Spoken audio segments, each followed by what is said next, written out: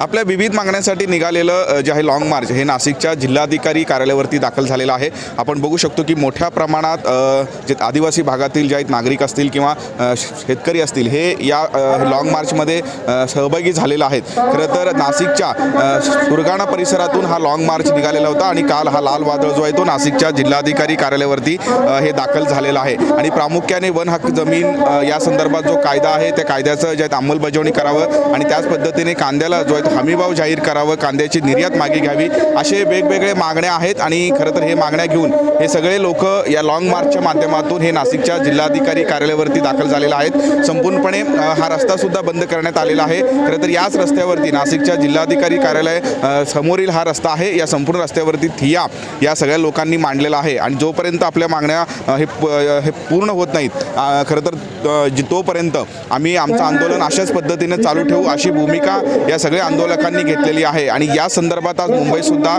जे आहे पालकमंत्र्यांच्या पुढाकाराने एक बैठक लावण्यात आलेली आहे। वन हक्क जमीनचा जो कायदा आहे खरं तर या संदर्भात ही बैठक आज मुंबईमध्ये पार पडणार आहे। त्यामुळे या बैठकीमध्ये काय निर्णय होतो हेही पाहणं महत्त्वाचं असणार आहे।